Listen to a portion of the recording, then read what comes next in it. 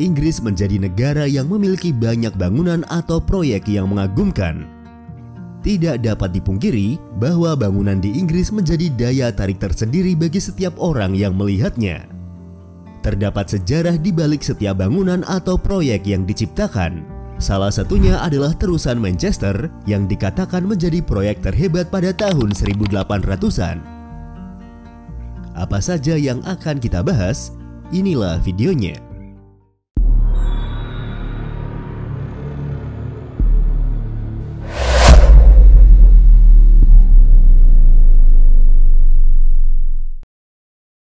Terusan Manchester berada di negara Inggris, tepatnya di kota Manchester.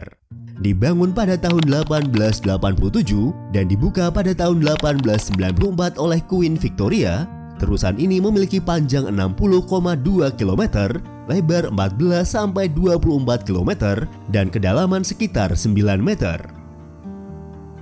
Terusan Manchester diciptakan untuk menghubungkan kota Manchester dengan sungai Mersey di Eastham, terusan Union Shropshire di pelabuhan Ellesmere, River Weaver dan Weaver Navigation di Western Point, dan terusan Bridgewater. Adanya terusan Manchester menjadi akses yang memudahkan kapal-kapal besar mengarungi lautan. Terusan Manchester tidak dianggap sebagai jalur perairan bebas yang dapat digunakan untuk rekreasi karena biasanya tidak diizinkan. Pemilik kapal harus meminta izin untuk menggunakan jalur ini melalui perusahaan terusan kapal Manchester atau otoritas navigasi bagian dari Pillport untuk membuktikan bahwa kapal mereka layak untuk berlayar, diasuransikan, dan memiliki peralatan keselamatan yang diperlukan di dalam kapal.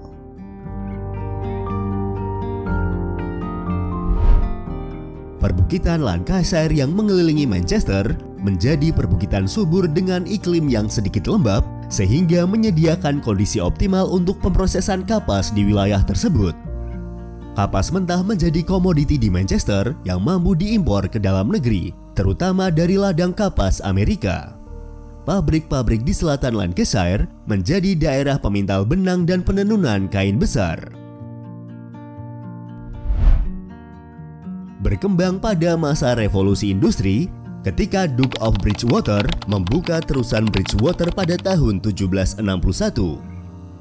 Batu bara dari tambang Duke di Worsley Cornwallis dapat diangkut dengan lebih mudah ke Manchester, sehingga menyediakan sumber tenaga yang murah untuk menggerakkan mesin uap model baru. Terusan Bridgewater dengan cepat diperpanjang dan pada tahun 1776 telah mencapai ke Sungai Mersey, sehingga memberikan akses yang lebih mudah ke pelabuhan Liverpool. Biaya pengangkutan kapas mentah dari pelabuhan ke Manchester berkurang setengahnya, begitu juga biaya pengiriman kain jadi. Sebelum Richard Arkwright yang merupakan inovator terkenal asal Inggris membangun pabrik kapas pertamanya pada tahun 1780, Manchester menjadi kota yang hampir tidak dapat memenuhi kebutuhan kerajaan Inggris yang sedang berkembang, khususnya permintaan yang sangat besar dari penduduk India akan dhoti, sebuah cawat katun murah yang digunakan untuk pakaian negara.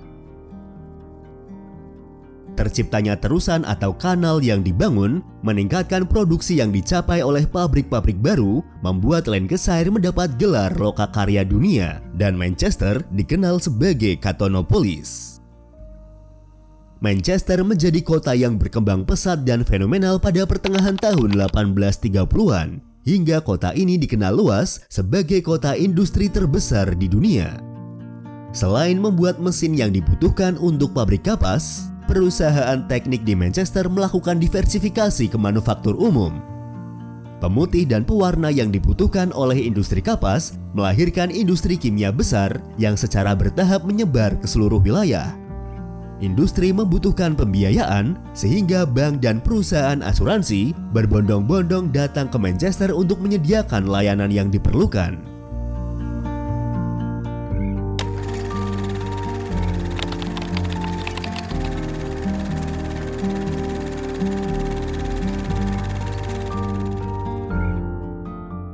Terusan Manchester adalah salah satu proyek teknik sipil terpenting pada akhir periode Queen Victoria. dibangun untuk menghemat waktu dan biaya pengangkutan barang antara Manchester dan Liverpool melalui jalan darat dan kereta api. Terusan ini mengubah kota yang hanya berfokus pada transportasi darat menjadi pelabuhan. Kapal kargo yang mengarungi lautan kini dapat berlayar dari Muara Mersey ke pusat kota Manchester. Pembangunan terusan Manchester diawasi oleh insinyur kontraktor Thomas Walker. Dia membagi rute sepanjang 36 mil atau 58 km menjadi 8 bagian dan menempatkan seorang insinyur yang bertanggung jawab untuk mengerjakan masing-masing bagian. Ada 17.000 pekerja yang mengerjakan proyek terusan Manchester. Sekitar 5.000 pekerja datang dari Wales, Irlandia, Skotlandia, dan Inggris bagian barat daya, serta jalan-jalan di Manchester dan Salford. Diperkirakan oleh perusahaan asuransi juga berdasarkan catatan yang disimpan oleh kelompok pekerja, angka jumlah pekerja yang meninggal saat menggali terusan ini adalah sekitar 1.200 jiwa. Nafis atau kuli yang menggali tanah dibayar setara dengan sekitar 19 euro untuk 10 jam hari kerja. Walker juga menyediakan akomodasi tempat tinggal, ruang pertemuan, dan fasilitas rumah sakit bagi tenaga kerja. Para insinyur membangun jalur kereta api sementara sepanjang lebih dari 200 mil atau 320 km dan menggunakan 180 lokomotif serta lebih dari 6.000 truk dan gerbong untuk mengangkut bahan bangunan di sepanjang jalur terusan Manchester. Peralatan berat yang digunakan mencakup 124 kren bertenaga uap dan 97 ekskavator uap. Konstruksi pertama di sepanjang rute tersebut termasuk saluran air Barton Swing dekat Barton-on-Irwell di Greater Manchester. Saluran air ini adalah saluran yang pertama di dunia. Dirancang oleh Edward Leader William, ini adalah semacam jembatan ayun yang berputar pada porosnya agar kapal-kapal besar dapat lewat di sepanjang kanal. Sebelum digunakannya terusan Manchester, jalur kereta api antar kota pertama di dunia telah dibuka, yakni Liverpool and Manchester Railway pada tahun 1830. Pada pertengahan tahun 1870-an, jalur suplai Manchester sudah mencapai batas maksimalnya. Ditambah lagi iuran yang dibebankan dirasa terlalu mahal dan sudah tidak disanggupi oleh perusahaan.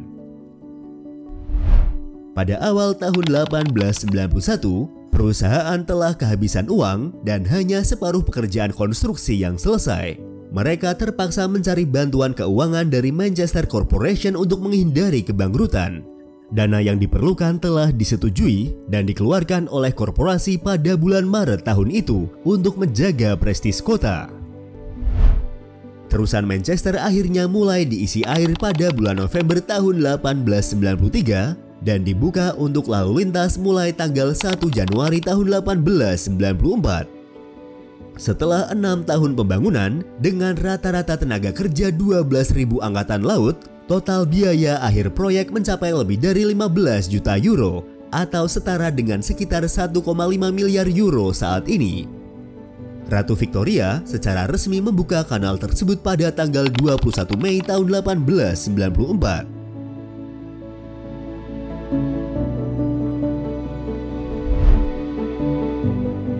Terusan Manchester digambarkan sebagai pelabuhan linier yang menyediakan akses pengiriman ke dermaga di sepanjang kanal tersebut.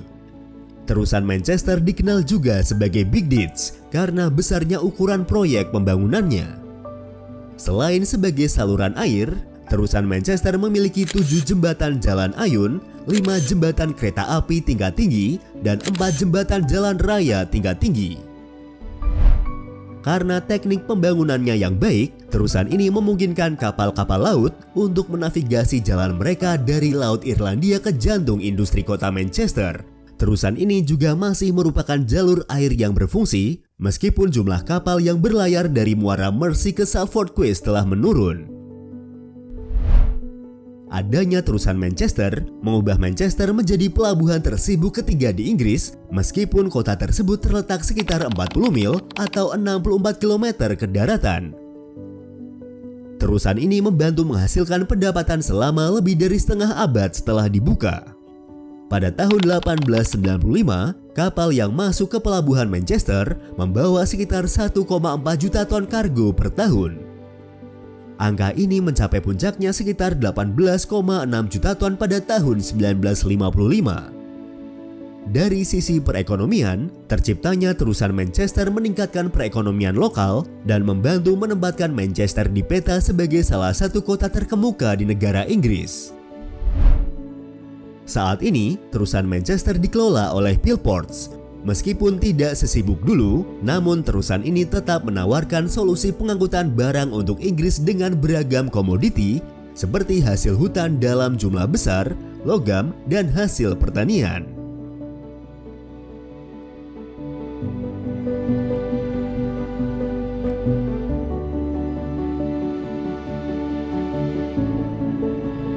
Itulah sedikit informasi dan sejarah tentang terusan Manchester.